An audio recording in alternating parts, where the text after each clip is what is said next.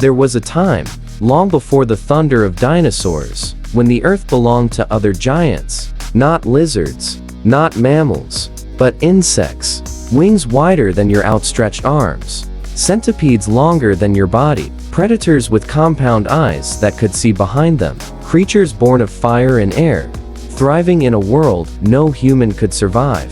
300 million years ago, the Earth was a different planet. The continents hadn't drifted apart yet. They were fused together in a vast supercontinent called Pangaea, wrapped in dense swamps and forests that breathed out a different kind of air, an atmosphere thick with oxygen, 35% of it, more than enough to set the sky aflame. You could have struck a match and watched the world burn, and often it did.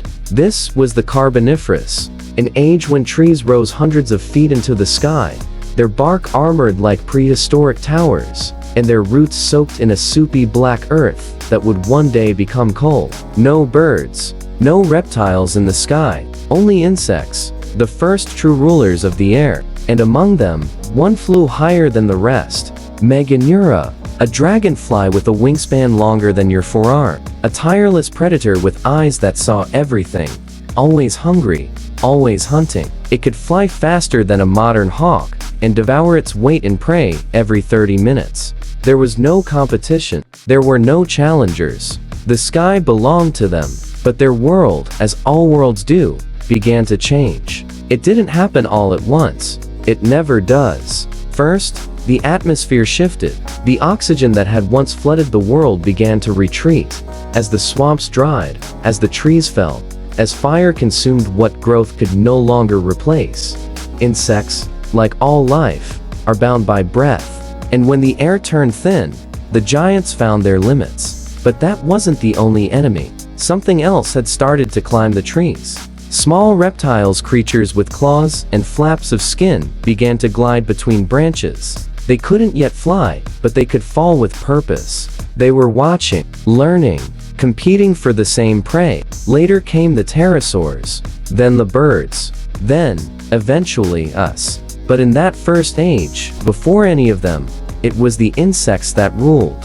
And for millions of years, they thrived in a world of fire and air, unchallenged. Until something cracked. Was it the fires that never ended? Was it the slow suffocation as oxygen slipped away? Was it new predators, or something deeper? Science offers many suspects, each convincing, each incomplete. Some say the fall of the great forests doomed them. No trees, no food, no giants. Others point to competition and arms race between predators and prey, where the cost of size became too high. Being big means being seen. Being seen means being hunted. And still others whisper about the structure of the insect's body itself. Their breathing tubes, tracheal systems, can only carry oxygen so far. Grow too large, and your organs starve from within. There is truth in each answer, but no single answer holds all the weight. It took many hands to end the reign of giants.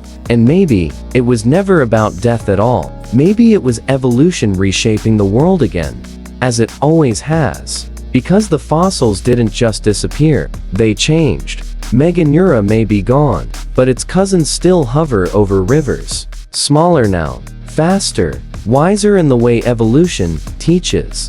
Through fire, through hunger, through time. What's astonishing isn't that they died. What's astonishing is that they ruled it all. That such creatures could exist in numbers, in size, in dominance in a world so alien to our own. They teach us that life doesn't climb in a straight line. That progress is not a march, but a tide. And what rises must one day fall. The story of the giants before the dinosaurs is a story of breath, of fire, of flight. But it's also a story of fragility, of how even the rulers of an era can vanish, quietly, into stone.